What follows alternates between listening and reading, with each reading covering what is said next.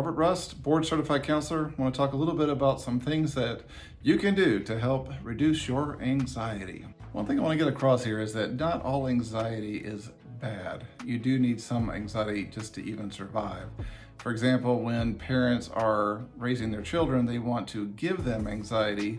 For example, in the parking lot, they want to make sure the kids understand that cars can hurt them. So they want to make the kids anxious to not be in front of cars through their education.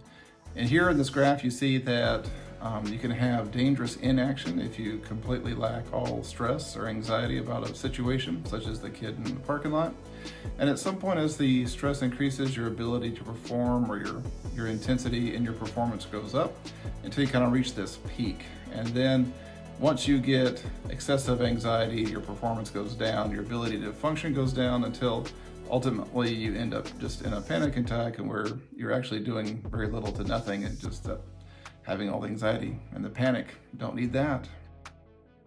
Psychologists differentiate this good and bad anxiety by sometimes looking at the person's ability to function. So if they've kind of losing their ability to function, then they have excessive anxiety and problematic anxiety. So for example, if a person is so afraid they can't really go outside, they're afraid of germs or afraid of social interaction, whatever it might be, that's anxiety that's gone beyond useful. So clinicians want to help people get out of that situation. Psychologists will talk about certain classes of problems that people have. These are anxiety-related disorders. So you might have separation anxiety or selective mutism. These are things that commonly affect younger people, children, as they're growing up. Selective mutism just means that a child is unable to speak in certain scenarios, but is able to speak fine in others. Then you have the phobias, where someone is afraid of an object or a circumstance. You have social anxiety disorder, where someone doesn't want to be in crowds or around large gatherings, classes, things like that. You have panic disorder. Now, panic disorder is when a person really believes that the sensations in their body they're dying. They're dying right there. And these panic attacks only last a minute or so, something like that. And every single time you have a panic attack, it really does feel like this is it, this is the end. And it can be a pretty miserable thing. And they come on without warning, typically.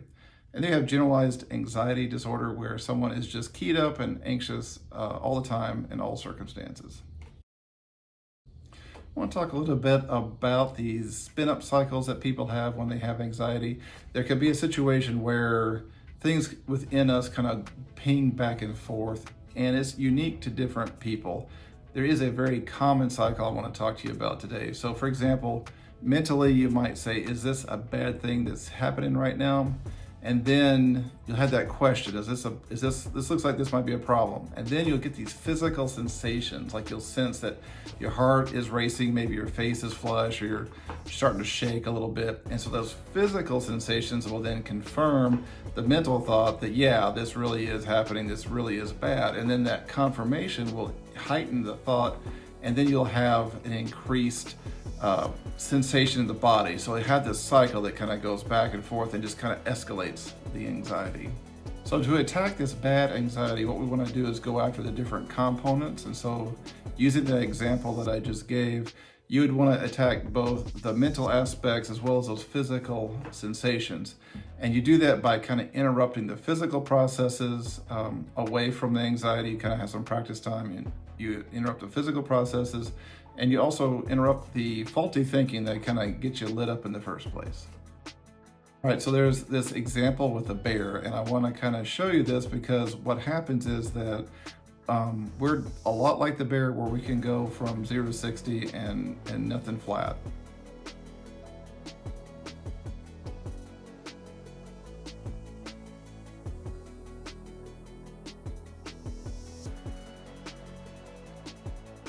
So you may have noticed that from the time the bear saw its own image in the mirror until it went into launch mode was very, very fast. It was about 1/4 of a second. So 6 of these frames in this video is all it took between the time the bear saw the image, it goes in, it gets processed, the brain decides this is a threat, and then it sends all the signals down into the muscles that say, let's go. 1/4 of a second. It is very fast. So the thing to understand with this fast response time within our bodies is it may not be accurate. That's a real important thing. So if you spend a quarter of a second thinking through something, probably not getting things just right. There's probably a mistake in there somewhere. And whenever you are faced with something like that and you feel that little flash coming up in you, it's important to consider that maybe I don't have this right. Maybe somehow I am actually not in danger when I felt like I was in danger. I will also mention, though, that that real rapid response is what keeps us alive. You know, if suddenly you see danger and you jump out of the way, you have the ability to think. You can thank that for keeping you alive. So it's important to have it, but also not necessarily rely on it for the long term if you get spun up in anxiety. Now, I'm not going to go through all these unhelpful thinking styles that are here, but these unhelpful thinking styles that are listed here, if you can look at them, they will tend to generate increased anxiety, and it's unfortunate because these are generally mental errors. So you want to stop making the error, and if you stop making these mental errors, then you will be able to have less anxiety in your life. And let me just give the example of all or nothing thinking. Let's say that you have some nice suit that you want to wear to a funeral, but you happen to notice that there's some sort of flaw in the suit that really nobody else can notice. If you have all or nothing thinking, either the suit is perfect or not. So all or nothing means that the suit is not suitable to wear out in public. But the thing is, that kind of thinking is something that you will want to challenge.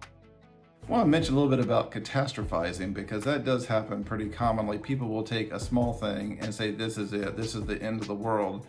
And really, if you just look at what's going on for what it is, then you'll realize that it's not exactly as bad as it might seem. And you could say that in your mind, you could imagine if things continued in this progression, it's going to get really bad, but that's really your mind getting away from you. So trying to avoid the catastrophizing. And definitely if you hear yourself saying to your, on this other one with the should and must, like, I should do this, I must do this. If you hear yourself saying that to yourself, that could also be you really cranking up your anxiety when it's not necessary. And on this slide here, the labeling, saying I'm so stupid, I can't believe I did that, I'm so stupid. That's really not good for you. Even if you hear yourself saying that, you're probably not helping yourself, and you might be hurting some other people. Might be hurting some other people, like your kids, if you're doing that. The way we get out of these unhelpful thought patterns is we practice. And the idea is to pick a time away from anxious moments and think about thoughts that brought on the anxiety and question those thoughts. Is it one of these unhelpful thinking patterns? And how could I think about this differently? So do it, practice. Once a day, that doesn't seem like too much. So 5 minutes or so thinking about those anxious moments and what were the thoughts that led to that. And then just trying to find more helpful thoughts in that process. So highly anxious people will just go around with their muscles tense all the time. Their teeth might be clenched, their jaw set, just holding on to things real tight. And that tension is not helpful. People should be normally relaxed in most situations. And so the way we get ourselves to stop having that real tense feeling all the time and more relaxed is to practice it. And so pick a time, again, to where you're choosing to just not have your muscles be tense. The goal would be to recognize when you're not wound up, not tense. If you get to the point where you say, oh, wow, I noticed tension coming on, then you know you've gone a long way to help and reduce your unnecessary anxiety. Breathing is something that is super common when people are trying to reduce their anxiety. And the idea would be to try to just slow down your breathing a little bit. Instead of having more shallow breaths, go for longer, deeper breaths. And when you're focusing on that, it tends to be hard to have to maintain anxious thoughts while you're doing the breathing, and it also brings on relaxation. One thing I like to do is to say, like, breathe in relaxation and then breathe out tension when I'm doing this. And also maybe breathe in clean oxygen, breathe out the toxins, the carbon dioxide that would poison our bodies.